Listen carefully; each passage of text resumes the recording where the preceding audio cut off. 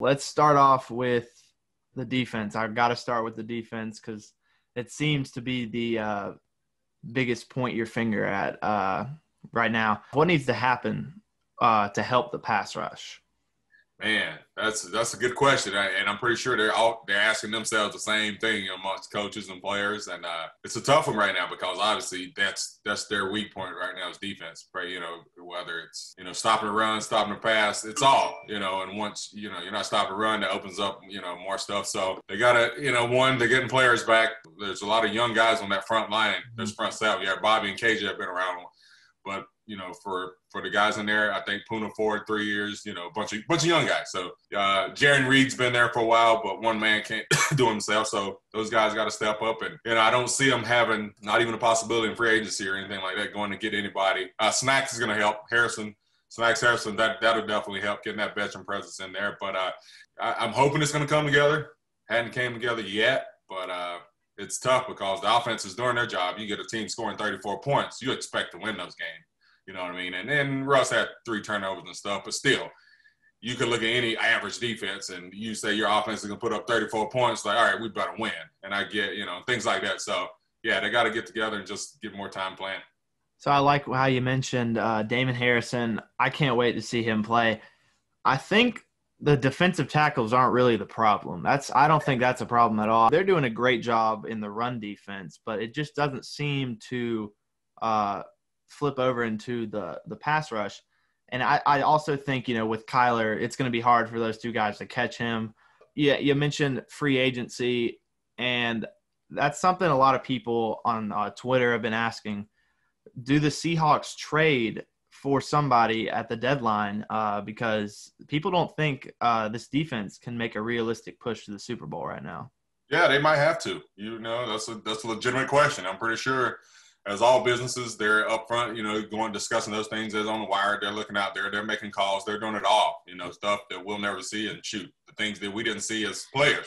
You don't see all that thing. So they might have just look at the defense. But, something's got to happen. Like I said, it's been 6 games, and these are the times these front offices get paid for because you got an all-pro, all-world caliber offense. Cool. You got a Super Bowl contending offense. We know that. Special teams, they're going to be always with Pete. Special teams are going to be there. So it comes down to defense. And right now you're 5-1. And those guys said it last night, on TV, like, let's be honest. We're not talking about making the playoffs. We're talking about making the Super Bowl. That's the type of caliber team, offense we have. So, that defense got to play, better. And we've seen it. We skated by every game. We know how to win. We know how to win. Okay, division games.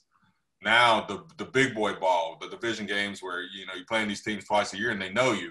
And, we had our chances to win and they did too. And, we still should have won. But those times when we came back, it didn't happen last night. And that hurts being in division games. But, Shaquille Griffin got hurt in the game. He's in concussion protocol. Damian Lewis, we thought was going to be injured in the first half, but he ended up coming back. Chris Carson, one of our favorites, Sean. It's on my freaking fantasy team. He is going. He's getting an MRI today or tomorrow. I don't want to blame the game on injuries, but first 3 interception game from Russ since 2017. DK did not have as big of a role. He did have that touchdown come back from the hold in the overtime. The tight ends played a lot. I noticed that a lot. All 3, Disley, Hollister, and Olsen. Did they try something new, or was it from Carson's absence in the second half? No, I think that's just their offense. It's been kind of that way all year. I think they were kind of trying to, adjust and ease Carson into the game just because coming off an injury last year and things. His first 2 touchdowns this year were, scoring from pass plays. And I think that was just their caliber offense. And you look at their offense, every week is somebody different. They have 2, 3, 4 guys. Like you said, they got 3 tight ends. They got receivers. They got running backs. They Carlos Hyde. He's more than capable coming. He had 1,000 yards last year. More than capable coming in and taking up that role. I watched him, some. So there's a drop off there, but still the weapons we have, it's considering these guys stay healthy. I don't see our offense dropping off. We get in our own way sometimes. That first pick that Buda Baker made, that's why that guy's the highest paid safety right there. Because I seen it. And just watching the game. I'm watching the game. I knew it. As soon as they come out of the huddle, they're going fast. I knew exactly what they were doing. You know, it's the same play they ran before. They ran it early in the season. He scored on it. Okay. A good team, good player, Pro Bowl player, they see that formation, they know what's coming. Absolutely. Screaming outside. I mean, they had that triple set over there. One, for that reason, and two, make that safety, make the long haul. He did what he did. He's got to get over the top of all that crap, and he's seen it from the get-go. Okay, a team's coming out quick. I see that formation. He already calculated all it was. He took off running. And, yeah, Russ had to put some air up on it and all that stuff, but that's the things we don't need to do. Like, we're beating our own stuff up. That's just like the Super Bowl call. They're not going to stop Chris Carson. You're not going to stop him. Like, give him the ball on the 1-yard line. Which we get to the point where we try to outsmart ourselves, and football's not that hard. You got 3 downs. You don't have to do this trick play. And, you know, if you're trying to save Chris, I think that's hurting him more by getting him a sprint out, making him run. You know, to me, hey, man, that kid, you know, hand the ball off behind the 5 yards behind the ball, he's going to get a yard. Between 2 or 3 downs, or 2 yards, whatever it was. So I didn't like the play call. Yeah, we can go back and forth, but those are things we just get in our way sometimes instead of kind of what we say is stand on track. We get down there and we get pass heavy and we get pass happy and things like that. And I get it. In rush, we trust, absolutely, but sometimes you don't have to, especially on first down or whatever. I think it was first down when we threw our interception. Yeah, DK made a heck of a play. You just talk about the different momentum shifts, right? You go from scoring, Seattle scoring, to giving a pick six, to RoboCop coming out of nowhere making a freaking tackle, until the defense stopping them. Stuff like those things are just that amount of emotion within a game is more than a whole game. You had that within 5 minutes, kind of thing. And so that's where I would come in as a veteran. Like, man, we just sometimes on offense we do put it on Russ's shoulders too much. And, yeah, those heck of a catches that what's-his-name made last night, oh, my goodness. Like, you don't have those in a year. The kid had 2 or 3 in one game, Lockett. And you're making those catches, but at the same time, he has to make that catch to, you know, for us to even score. So, yeah, everybody's looking at, man, that's a great catch, but, yeah, that in the end zone, that 4th down or whatever it was, 3rd down play that he made. The first play of the game was, you know, on its own.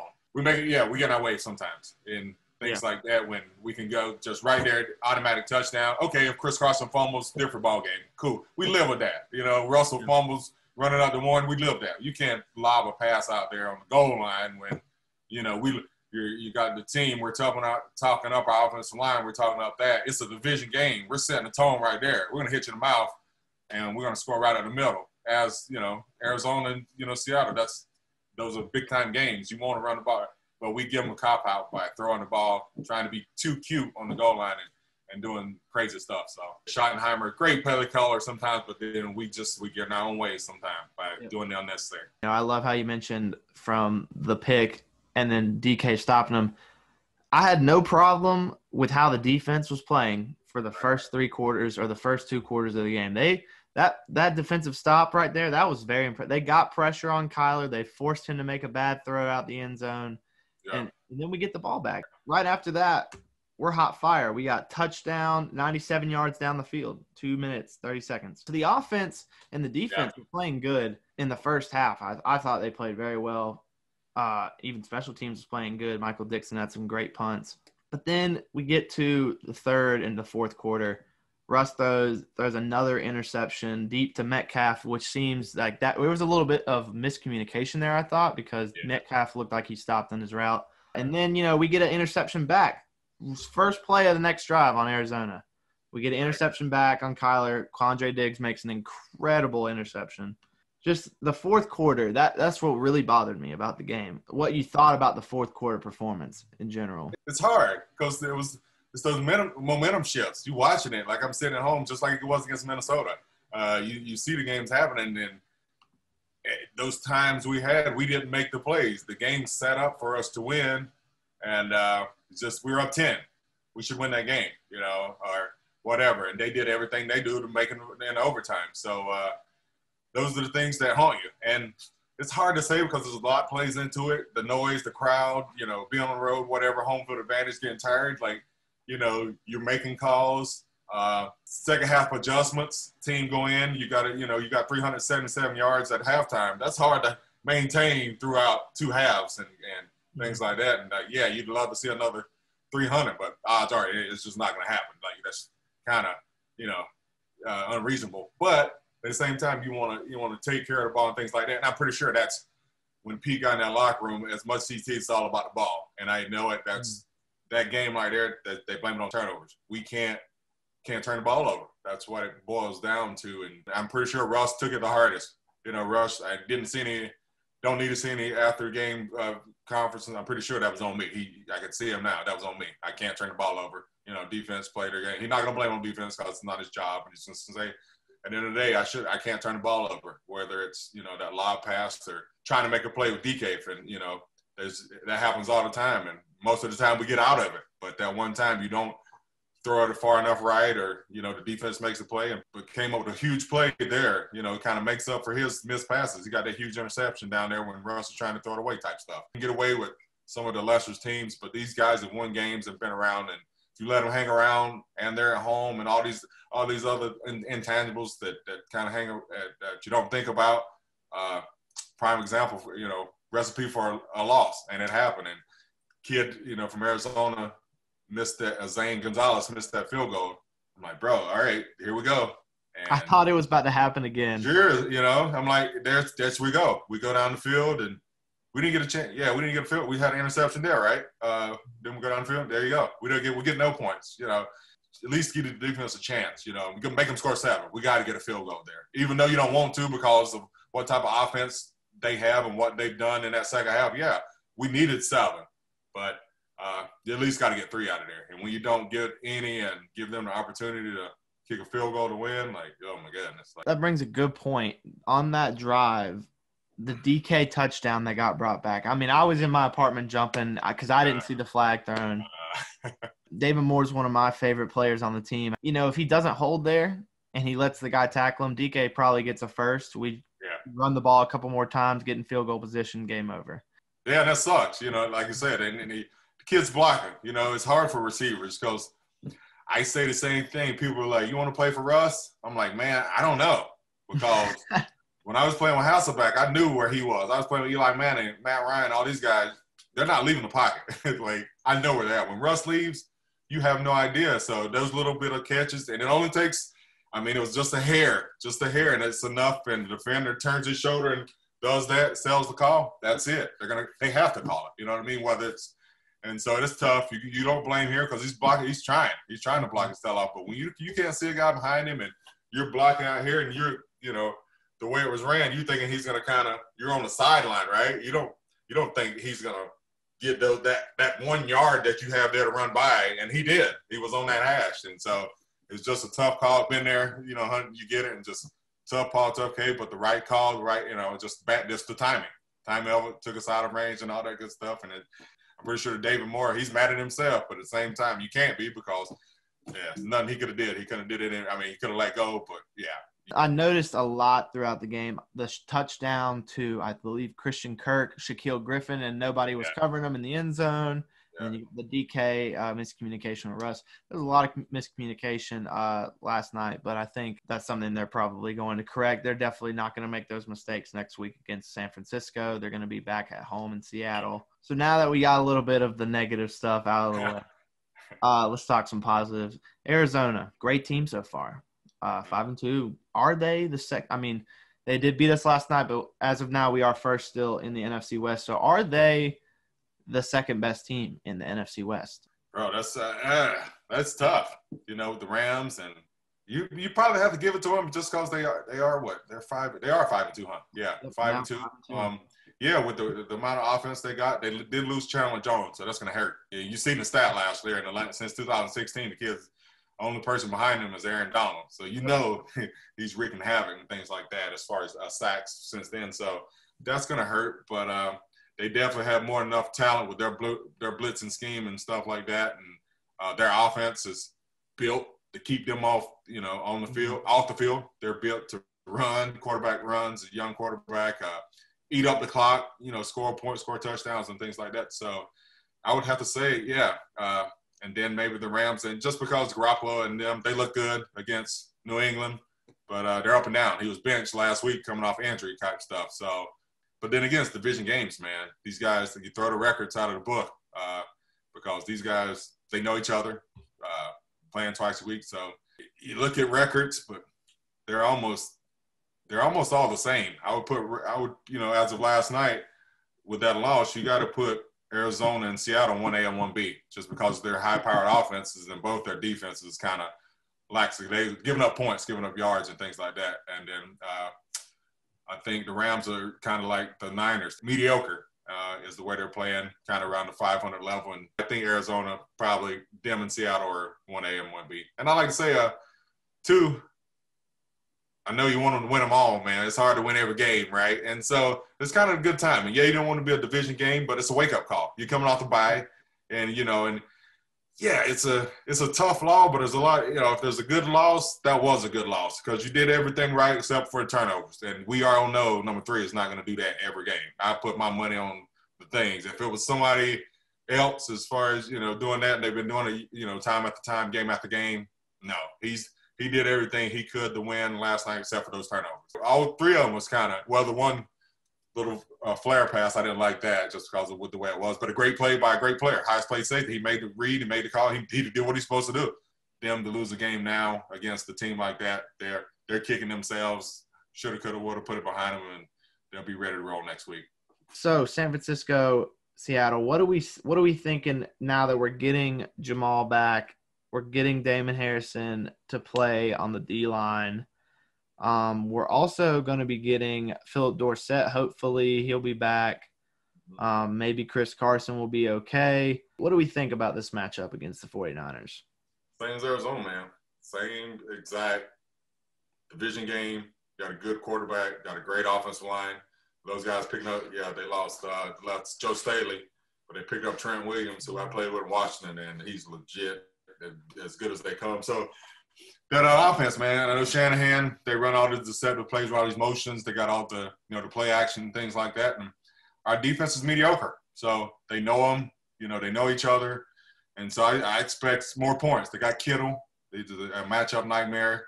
They got Juszczyk. They got Webb. They're similar to ourselves. They're similar to Arizona, right up there with the caliber of players that they have and the different guys, the different weapons they use. They have Deebo Samuel. As a receiver, running back, Ayuk, that other kid who's a rookie, and things like that. So, and Kittle, Mostert's a fast home run hitter. That kid can take one to the house in no time. So, yeah, they have the parts for that. And then Garoppolo, he looked 2 weeks ago, a week and a half ago, looked terrible, got benched. But then they look legit. So that's what I expect him to build off of. And so it's going to be another high-scoring game, I think, and people are saying the last time Arizona, it was like 6-6. And it's not going to be that type of game. Another battle, like I said, a lot of guys on defense that San Francisco's losing.